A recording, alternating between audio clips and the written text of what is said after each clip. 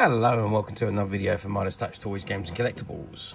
And today we are looking at something that's now quite old, become very collectible and is fairly rare these days. We are looking at the 2003 release by Corgi from their James Bond 007 series of 143 scale die-cast models. And this particular one, and these are the models that came with the two 007 data cards.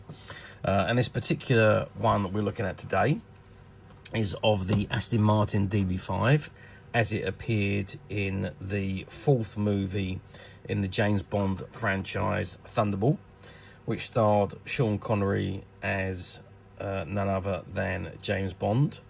And into a little trivia question about this particular movie.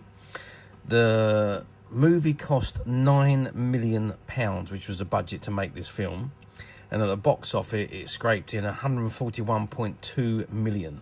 So massive profit on this particular movie. And the film follows Bond's mission to find two NATO atomic bombs which were stolen by the evil group Spectre, and they're holding the world to ransom in the tune of £100 million worth in diamonds, which doesn't seem an awful lot these days. And basically this is where Bond encounters the evil Emilio Largo, who is the car playing, eye patch wearing Spectre number 2. Okay, let's not stop digressing, let's get back onto the point. This is the item in front of us, and it says on the top of the box +2 007 data bar cards, and you can see it's got Aston Martin DB5 Thunderball, and there's an image of Sean Connery leaning on top of the Aston Martin DB5. It's got Corgi logo, James Bond 007, warning, choking hazard, small parts not for children under 3 years. And it's got TY95301 Thunderball Aston Martin DB5, and you've got Thunderball at the bottom and the Corgi logo on the bottom right hand side. If I just turn the box to the side, it says James Bond 007 TY95301 Thunderball Aston Martin DB5 and the Corgi logo again.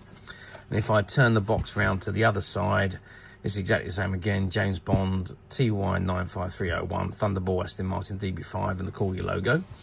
And if we look at the bottom, you've got not suitable for children under 3 years old. You've got the Corgi details, the web address, the CE markings, 0 to 3 years markings, barcode, and so on. Okay, so that's the top and the front, top and side. Let's turn the box around now and read what we got on the back. Okay, so I've turned the box around. This is what we got on the back. So again, on the left-hand corner, you've got Corgi and James Bond 007. Right-hand side is the back side of the data cards, through that little square hole there. And it's got display features, crystal clear display plinth, supremely detailed model.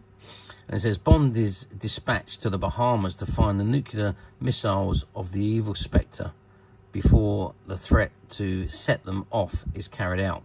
It ends with a spectacular underwater battle featuring 100 scuba divers, submersibles and aquatic explosions, helping to make this one of the most successful Bond films of all time. The gadget-laden Aston Martin comes to the rescue again with a powerful water cannon ingeniously installed by Q, aiding 007's escape and leaving the enemies floundering.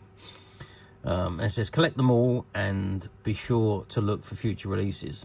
So you've got the Lotus underwater car, you've got the Goldfinger's Rolls Royce, the Aston Martin DB5, the space shuttle from Moonraker, Little Nelly, the Jaguar XKR, Aston Martin Vanquish, and the BMW Z3. And it says www.007.com, 2001 Eon Productions Limited and Dangid LLC, 007 1962, copyright information there, and Thunderball 1965, again, copyright information at the bottom there. Okay, that is the back of the card. Now what I want to do now is I want to take this model out of the box and let's have a good look at it where we can see it in all its glory. Okay, so I've removed the box from the card, and this is what we got. So it comes on this display plinth, and the display plinth can just lift off, and that's the background, which is obviously of the hills and the greenery. So you can sit that on there if you like. I mean, it does look good sitting on there, I must admit. But let's take the model off and have a look at the car itself. Now, it is screwed onto the plinth, and I'm not going to unscrew it and remove it, but we can have a good look at the model on the plinth here. Now at the bottom it reads, if you can just see this, it says Corgi Aston Martin DB5 on the bottom there. And there at the top we've got the 007 front number plate, and on the back side again we've got 007 on the rear number plate. Now there's no real functionalities to this model other than the fact that they got 3 rolling wheels. You can see the wheels turn freely, and it will scoot across the floor if you took it out and rolled it. We're not going to do that. We're going to leave it on the plinth because it does look awesome on the plinth, and I'll need a screwdriver to undo that. I haven't actually got one at hand here, but let's get some measurements of the car. Remember, it's a 143 scale model, so we're looking at a length of 8.5 centimeters from front of the front bumper to the rear of the back bumper. We're looking at height. If we measure from the bottom of the wheel or the tyre to the top of the roof, we're looking at 2.5 centimeters. And if we measure across the car at the widest point, we're looking at 3.5 centimeters. You can just see there. Okay, that is the model itself. Now it is die-cast metal all the way over. The top whole chassis is die-cast metal. The bottom is all die-cast metal. The bumpers appear to be plastic, silver plastic, and obviously I think the wheels. No, the wheels are metal as well. Obviously, the only other plastic then is the windows. So it is. There's quite a lot of die-cast metal on it, and not too much plastic. And of course, it does come on this wonderful plastic display plinth. And for me, oh well, I would never take it off. I just leave it on display like that because I think it looks absolutely awesome, especially when you zoom in on a closer view of it. I mean, it does look very, very nice. It's a shame there's no functionalities on these smaller scale models, because it would have been ideal. And maybe the colour is a little bit lighter than what we've seen on the models from the TV series, from the movies, I should say, or from the movie, from Thunderball. But it is a little bit light on colour. But otherwise, it's the DB5. I mean, it's a beautiful looking car, and there's not a lot else we can say about it, I'm afraid. It's not the first time it's been released, obviously, on a 143 scale. It has been released many times before. As with all of the DB5 Aston Martins, they've been released over and over again. Corgi had a tendency to change the packaging, add another gimmick to the packaging, and release the same models again.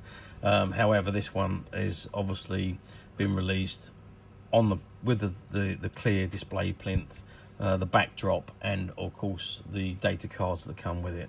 So there we are. So how well did these models do? Well, yeah, I don't think they've done terrifically well, but I'm assuming that Corgi produced an awful lot of these models, which is why they kept reissuing them in different packaging. So they just made new packaging, added in a few more gimmicks, and reissued them again as another model. The trouble is with the reissues constantly, in very close proximity with previous ones, is they don't sell that well because people have already bought them and it's just different packaging.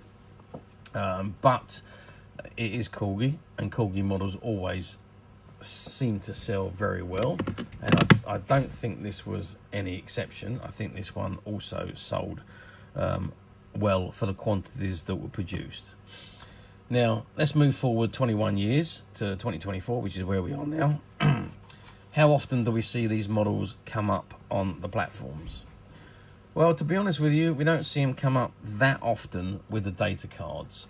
And again, I'd put that down to the fact that the quantities were low, but also the fact that they're on display plinths. Anyone that's got one of these will want to keep it on that display, and put it in a display with the rest of their James Bond cars. So that's my opinion. You know, you may have a slightly different opinion on that, but I believe that's the reason why we don't see, those are the reasons why we don't see many of them come up on the platforms these days. Don't get me wrong, they do come up, but not very often as you would have thought, considering this is only 21 years old in comparison to the older models that you do frequently see come up on the platforms. But there we are. I do believe it's all down to quantities. Okay, so this particular model, as with all of the other models on the back of the box that we saw, are available to purchase on the Midas Touch website, which you can get to very simply by clicking the link below. It will take you straight to the website where you'll be able to find this and many other vintage James Bond models and many other vintage toys, games and collectibles. Come to that. There's over 10,000 products currently available on the website for you to view and purchase at your leisure. And don't forget to hit the subscribe button, because we're uploading videos for every new item goes into the website. There will be something for everybody, and I am absolutely positive that this is something that you're not going to want to miss, because we literally have thousands and thousands of new products which we're shooting videos for and uploading on a daily basis. So if there's something in particular you are looking for, something old you've never been able to find, something quirky you might want to buy for a friend, or perhaps just something from your childhood that you'd like to own again to help you recreate those long lost childhood memories, well, stay tuned, keep watching, because you never know, the next item we upload could be that item you've been looking for. Okay, that is it for me on this particular item. I do hope you've enjoyed reviewing this wonderful, wonderful 143 scale Bond model with me. Thank you for watching, and we will see you again next video. So bye for now.